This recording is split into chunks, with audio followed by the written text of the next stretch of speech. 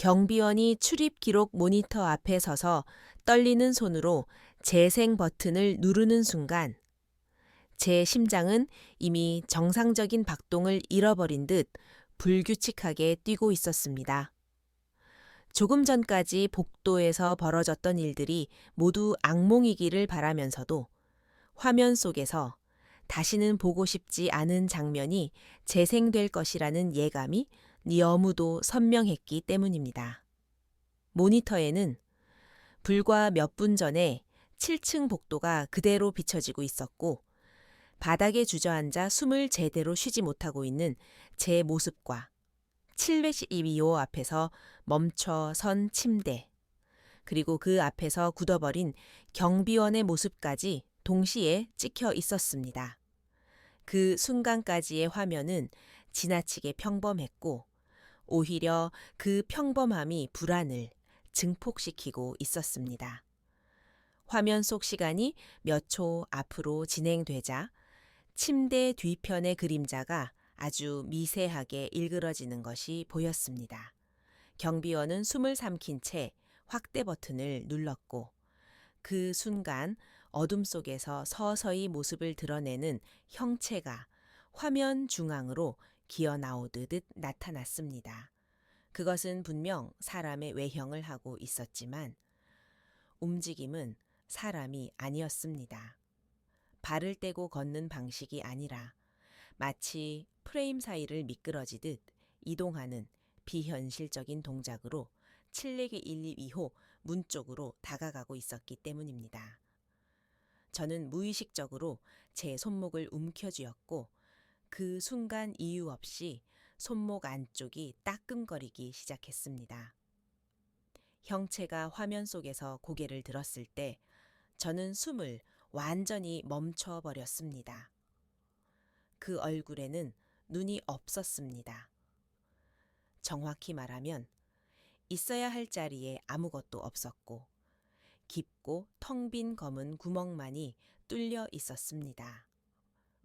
그 공허한 얼굴이 카메라 렌즈를 정면으로 바라보는 순간 마치 화면 너머에서 저를 직접 바라보고 있는 듯한 착각이 들 정도로 선명한 시선이 느껴졌습니다. 경비원의 입에서 거의 기도처럼 낮은 중얼거림이 흘러나왔습니다. 또 나타났군요. 저는 그 말의 의미를 묻지 않아도 알 수 있을 것 같았습니다. 그 얼굴은 오늘 처음 나타난 것이 아니었고 72922호는 오늘 처음 이상해진 장소가 아니라는 사실을 그는 알고 있었던 것입니다. 경비원은 한참 동안 화면에서 눈을 떼지 못하다가 마치 큰 결심을 한 사람처럼 천천히 다른 날짜의 기록을 불러왔습니다. 화면 상단에 표시된 날짜는 지금으로부터 정확히 7년 전 지금과 같은 11월의 새벽 시간이었습니다. 그날의 복도 역시 지금과 다르지 않았습니다.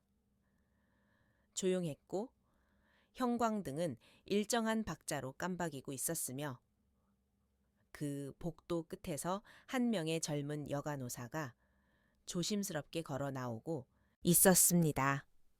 화면 속의 그녀는 지금의 저보다 훨씬 더 어려 보였고 아직 이 병원의 밤이 어떤 곳인지 전혀 모르는 얼굴이었습니다.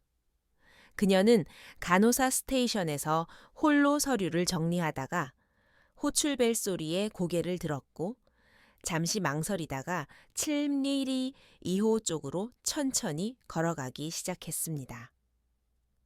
그녀의 등 뒤, 불과 2~3걸음 뒤에서 방금 제가 화면에서 보았던 것과 똑같은 형체가 서서히 모습을 드러내기 시작했습니다. 순간적으로 저는 모니터를 향해 손을 뻗으며 소리 없이 입을 열었지만 이미 7년 전에 화면 속에서 벌어지는 일을 바꿀 수는 없었습니다.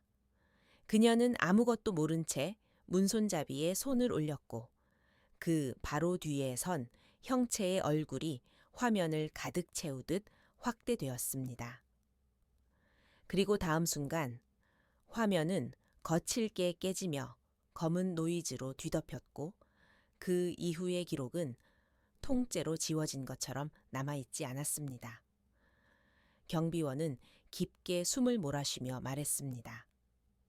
그날 이후로 그 간호사는 병원 안에서 흔적도 없이 사라졌고 CCTV 어디에도 그녀가 병원을 빠져나가는 장면은 남아있지 않았다고 합니다.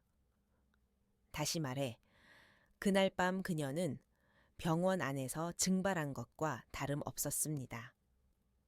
그리고 그녀가 마지막으로 서 있던 장소가 바로 752호 앞이었다는 사실을 경비원은 아주 낮은 목소리로 덧붙였습니다. 그 말을 듣는 순간 저는 제 발바닥이 바닥에 깊이 뿌리 내린 것처럼 움직이지 않는 감각에 사로잡혔습니다. 바로 그때 제 손목 안쪽의 따끔거림이 다시 한번 강하게 느껴졌습니다. 저는 불안한 마음으로 소매를 걷어 올렸고 그 자리에는 몇 분 전까지만 해도 없던 작은 자국이 분명하게 생겨 있었습니다. 그것은 오래된 주사바늘 자국처럼 둥글고 옅은 멍을 띠고 있었지만 그 안쪽이 미세하게 검붉게 번져 있는 기이한 흔적이었습니다. 경비원은 그 자국을 보던 순간 마치 가장 두려워하던 확인을 한 사람처럼 얼굴이 굳어버렸습니다. 그리고 아주 천천히 거의 체념한 듯한 목소리로 표식이 붙었습니다. 라고 말했습니다. 그 말이 끝나기도 전에 7층 스피커에서 갑자기 짧은 잡음이 섞인 소리가 흘러나왔고 이어서 분명히 제 귀에는 익숙한 목소리가 울려 퍼졌습니다. 그것은 조금 전까지 전화기 너머와 제 등 뒤에서 동시에 들리던 바로 그 쉬인 음성이었고 분명하게 제 이름을 부르고 있었습니다. 민서. 스피커에서 흘러나온 제 이름은 단순한 환청처럼 느껴지지 않았습니다. 그것은 분명히 누군가가 의도적으로 정확한 발음으로 숨을 섞어 부르는 목소리였고 그 음성의 주인이 누구인지 저는 이미 알고 있었습니다. 경비원 역시 같은 생각을 했는지 그는 겁에 질린 눈빛으로 천천히 인터폰을 바라보다가 제 쪽으로 고개를 돌렸습니다. 그의 얼굴에는 더 이상 숨길 수 없는 공포가 분명히 떠올라 있었습니다. 그는 잠시 말없이 서 있다가 마치 오래전부터 이 순간을 대비해 왔다는 사람처럼 무거운 목소리로 조심스럽게 입을 열었습니다. 그가 말해준 이야기는 지금으로부터 정확히 7년 전, 지금과 같은 11월의 어느 야간 근무로 거슬러 올라갑니다. 그날 근무표에는 단 한 명의 신규 간호사가 7층 내과 야간 당직으로 배정되어 있었고 그 간호사의 이름이 바로 한지원이었다고 합니다. 그녀는 막 병원에 발령을 받은 신입이었고 첫 야간 근무에 지나치게 긴장한 상태였다고 합니다. 그날 밤 기록상으로는 평소와 다를 것 없는 조용한 근무였고 호출벨 역시 밤 11시 40분 정확히 지금과 같은 시각에 712호에서 울렸다고 합니다. 한지원은 다른 선배 간호사들의 도움을 받을 수 없는 상황에서 혼자 712호로 향했습니다. CCTV에는 그녀가 복도를 따라 천천히 걸어가는 모습이 찍혀 있었고 당시의 화면 역시 지금의 저와 거의 같은 장면을 보여주고 있었습니다. 스테이션에서 나와 712호 앞에 도착하기까지 그녀의 뒤쪽에는 그 어떤 사람도 찍혀 있지 않았습니다. 그러나 문 앞에 도착해 손을 문손잡이에 올리는 순간 화면 속 그녀의 바로 뒤에서 그림자 하나가 조용히 나타났다고 합니다. 그것은 누군가가 걸어온 흔적도 없었고 갑자기 생겨난 것처럼 프레임 안에 끼어들어 있었습니다. 그 이후의 기록은 한순간에 끊겼습니다. 화면은 짧은 잡음과 함께 새까맣게 변했고 다음 장면은 1시간이 훌쩍 지난 새벽 1시가 지나서야 다시 이어졌습니다. 그리고 그 이후로는 병원 안의 어느 카메라에서도 한지원의 모습이 다시는 포착되지 않았습니다. 계단에서도 엘리베이터에서도 출입구에서도 그녀는 찍히지 않았습니다. 그녀는 그날 밤 병원 안에서 완전히 사라진 존재가 되어버린 것입니다. 그 실종 사건 이후 병원은 경찰 조사까지 받았지만 어디에서도 타살의 증거도 사고의 흔적도 발견되지 않았다고 합니다. 그녀가 마지막으로 들어간 장소가 701 미호였다는 사실만은 모두가 알고 있었지만 그 방 안에는 아무런 이상도 혈흔도 몸싸움의 흔적도 남아있지 않았습니다. 결국 사건은 미제로 남았고 병원 내부에서는 이 일에 대해 더 이상 언급하지 않는 것이 묵시적인 규칙이 되어버렸다고 합니다. 경비원은 거기까지 설명한 뒤 잠시 말을 멈추었습니다. 그리고는 제가 아까 보여주었던 손목 안쪽의 자국을 다시 한번 바라보며 매우 조용한 목소리로 이렇게 덧붙였습니다. 그 표식을 받은 사람들은 예외 없이 712호와 다시 얽히게 되었고 그 끝이 좋았던 경우는 단 한 번도 없었다고 합니다. 저는 그 말을 듣는 순간 제가 이곳에 들어온 순간부터 이미 정상적인 일상으로는 돌아갈 수 없는 선을 넘어 버렸다는 것을 어렴풋이 깨닫기 시작했습니다. 그때 갑자기 인터폰에서 짧은 전자음이 다시 한번 울리고 이어서 이해할 수 없는 잡음이 한동안 흘러나왔습니다. 그리고 그 잡음 사이로 분명히 사람의 말이라고밖에 생각할 수 없는 낮은 음성이 다시 섞여 나왔습니다. 그 목소리는 이번에는 제 이름이 아니라 아주 느린 발음으로 다른 이름을 부르고 있었습니다. 원. 그 순간 경비원의 얼굴에서 핏기가 완전히 사라졌습니다. 원이라는 이름이 인터폰 너머에서 끝까지 발음되었을 때 저는 온몸에 혈액이 거꾸로 흐르는 듯한 감각을 느꼈습니다. 그 이름은 이미 이 세상 사람이 아닌 자의 이름이었고 지금 이 공간에서 불려서는 안 될 이름이었기 때문입니다. 경비원은 마치 그 소리를 듣기도 전에 이미 알고 있었다는 사람처럼 두 눈을 꽉 감았다가 아주 느리게 다시 뜹니다.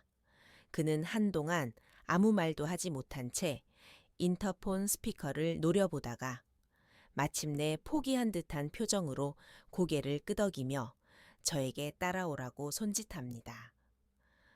경비원을 따라 지하 자료실로 내려가는 길은 이상하리만큼 길게 느껴졌습니다.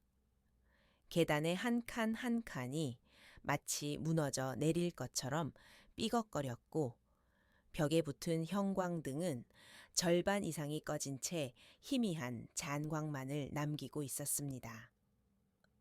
자료실 문을 여는 순간 오래된 종이와 습기 그리고 곰팡이 냄새가 한꺼번에 밀려 나옵니다. 경비원은 익숙한 손놀림으로 철제 서랍 하나를 열어 두툼하게 묶인 의료 기록 파일을 꺼내 바닥 위에 내려놓습니다. 그 표지에는 희미하게 712호 응급기록이라는 글자가 적혀 있었습니다.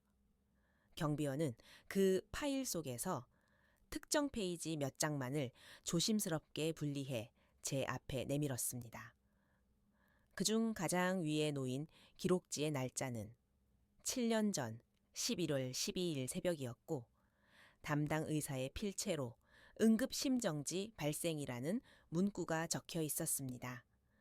기록에 따르면 722호 환자는 그날 밤 자정 무렵 갑작스러운 심정지 상태로 한 차례 임상적 사망 판정을 받았으나 약 4분 뒤 기적적으로 심장이 다시 뛰기 시작했다고 합니다. 그러나 더 기이한 것은 그 다음 내용이었습니다. 환자는 그로부터 30분도 채 지나지 않아 다시 한번 심정지 상태에 빠졌고 또다시 소생되었다는 기록이 반복되어 있었습니다. 그날 밤에만 총 3번의 사망 판정과 3번의 소생 기록이 적혀 있었던 것입니다. 경비원은 낮은 목소리로 덧붙입니다. 그날 첫 번째로 환자의 심장이 다시 뛰기 시작했을 때 그는 눈을 뜨자마자 병실 천장이 아니라 침대 가장자리에 서 있던 한 간호사를 똑바로 응시했다고 합니다. 그리고 그 간호사가 바로 한지원이었다고 합니다. 그 순간 환자의 입에서 흘러나온 첫 마디는 고통이나 혼란이 아니라 아주 분명한 질문이었다고 합니다. 아직 가면 안 되는 겁니까? 그 말을 들은 의료진은 섬뜩함을 느끼면서도 단순한 선망 증상으로 생각하고 넘어갔다고 합니다. 그러나 2번째로 소생했을 때 환자는 이미 다른 사람처럼 변해 있었다고 합니다. 눈동자는 초점이 완전히 흐려져 있었고 심전도 수치가 안정되지 않은 상태에서도 그는 또렷한 발음으로 특정한 이름을 반복해서 불렀다고 합니다. 그 이름이 바로 지원이었다는 것입니다. 의료진이 이를 제지하려 했을 때 환자는 갑자기 고개를 돌려 문을 향해 똑바로 시선을 고정한 채 마치 누군가가 거기 서 있기라도 한 것처럼 길게 응시했다고 합니다. 하지만 그 방향에는 아무도 없었다고 합니다. 3번째로 심장이 다시 뛰었을 때 환자는 이미 인간이라고 보기 어려운 상태였다고 합니다. 심박 수치는 기계적으로만 유지되고 있었고 의식은 돌아오지 않았으나 입은 약하게 움직이며 의미를 알 수 없는 문장을 중얼거렸다고 합니다. 그 사이 병실 문 앞에는 한지원이 홀린 듯한 표정으로 서 있었고 그날 이후 그녀가 마지막으로 서 있었던 장소가 바로 그 문 앞이었다는 사실이 기록 말미에 남아 있었습니다.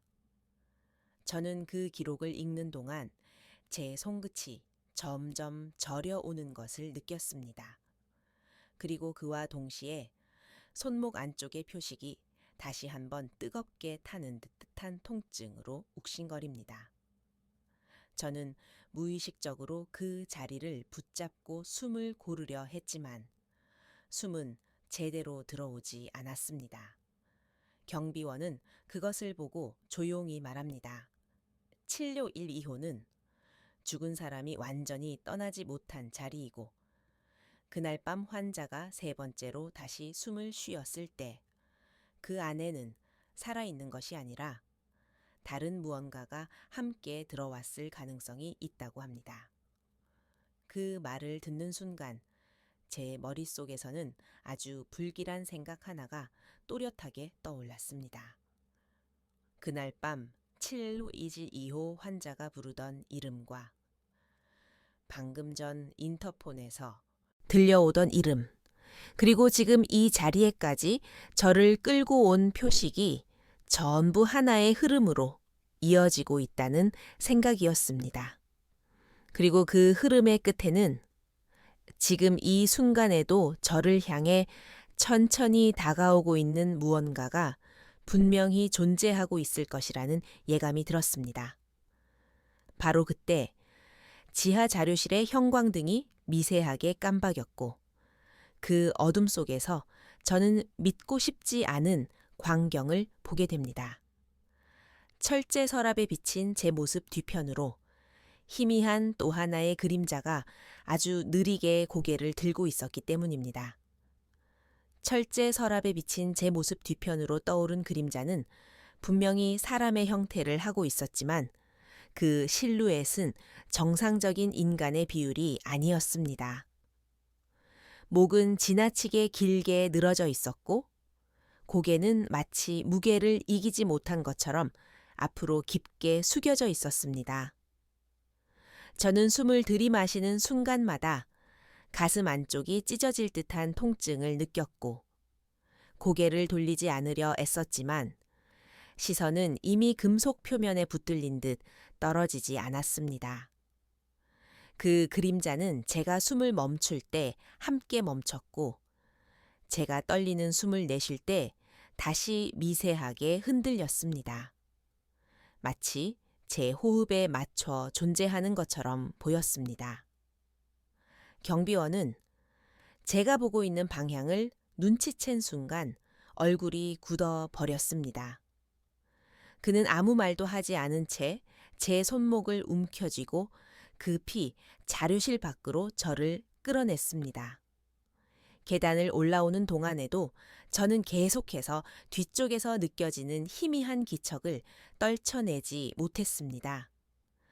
그 기척은 마치 발소리도 없이 벽과 계단을 통과하듯 따라오고 있는 느낌이었고 어느 순간부터는 제 안쪽, 아주 깊은 곳에서부터 함께 움직이고 있는 것처럼 느껴지기 시작했습니다. 7층으로 다시 올라왔을 때 복도는 놀라울 정도로 조용했습니다. 마치 이 몇 시간 동안 벌어졌던 모든 일이 없었던 것처럼 병실의 문들은 단정히 닫혀 있었고 호출벨 역시 잠잠했습니다. 그러나 저는 알고 있었습니다. 이 고요함이 결코 안전을 의미하지 않는다는 사실을 말입니다. 경비원은 저를 스테이션 안으로 들여보내며 지금부터 제가 혼자 있지 않도록 끝까지 자리를 지키겠다고 낮게 말했습니다. 그러나 그의 목소리에서도 이미 확신보다는 체념에 가까운 떨림이 묻어 있었습니다. 그때 갑자기 손목 안쪽의 표식이 강하게 욱신거리기 시작했습니다. 마치 오래 잠들어 있던 신경이 한꺼번에 깨어나는 것처럼 통증은 점점 뜨거운 열로 바뀌어 제 팔 전체로 번져 나갔습니다. 저는 이를 악물고 고통을 참으려 했지만 그 순간 갑자기 제 머릿속에 제가 겪은 적도 없는 장면들이 밀려들기 시작했습니다. 낯선 병실, 젖은 바닥, 붉게 번진 손자국, 그리고 벽을 향해 서 있던 어떤 여자의 뒷모습이 아주 선명하게 떠올랐습니다. 그 여자의 어깨는 미세하게 떨리고 있었고 저는 알 수 없는 확신으로 그것이 한지원의 마지막 순간이라는 사실을 깨닫고 있었습니다. 그와 동시에 제 귀 옆에서 아주 낮은 속삭임이 들려옵니다. 이제 알겠습니까? 그 목소리는 더 이상 702 2호 환자의 것도 한지원의 것도 아닌 여러 사람의 음성이 겹쳐진 듯한 소리였습니다. 저는 주저앉듯 의자에 몸을 맡기며 그 속삭임을 애써 무시하려 했지만 목소리는 점점 더 또렷해졌습니다. 당신이 너무 오래 들어와 있었기 때문입니다. 그 말의 의미를 이해하는 순간 저는 이 표식이 단순한 흔적이 아니라 702호와 저를 이어놓는 일종의 문과 같은 것이라는 사실을 직감하게 되었습니다. 경비원은 제 상태가 급격히 나빠지는 것을 보고 무전을 잡아 응급 호출을 시도했지만 무정이에서는 일관된 잡음만이 흘러나올 뿐 아무 응답도 돌아오지 않았습니다.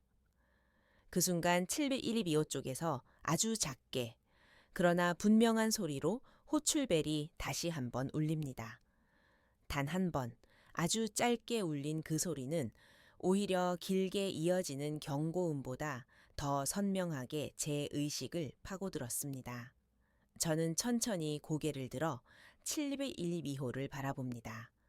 닫혀 있어야 할 문은 어느새 다시 손바닥 넓이만큼 열려 있었고 그 틈 사이에서 빛이 아니라 어둠이 흘러나오고 있었습니다. 그 어둠 속에서 누군가가 서서히 걸어 나오고 있었습니다. 발소리는 들리지 않았고 걸음의 움직임조차 현실의 것과는 달랐습니다. 그 형체는 점점 제 시야 가까이로 다가왔고 마침내 형광등, 불빛 아래에 온전히 모습을 드러냅니다. 그것은 분명 인간의 모습이었지만 동시에 인간이라고 말할 수 없는 존재였습니다. 얼굴에는 눈이 없었고 그 텅 빈 자리에 어둠이 고여 있었으며 입은 천천히 움직이며 너무도 분명한 말을 만들고 있었습니다. 지금은 당신 차례입니다. 그 순간 제 손목의 표식이 마치 불에 달궈진 것처럼 뜨겁게 타오르며 강하게 맥동하기 시작했고 저는 더 이상 버티지 못한 채 의식이 까맣게 꺼져버렸습니다. 마지막으로 제 시야에 들어온 것은 저를 향해 천천히 손을 내미는 그 창백한 형체와 그 뒤로 겹겹이 겹쳐진 여러 개의 흐릿한 그림자들이었습니다. 그리고 그 이후의 기억은 모두 끊어진 채로 암흑 속에 잠겨 있습니다.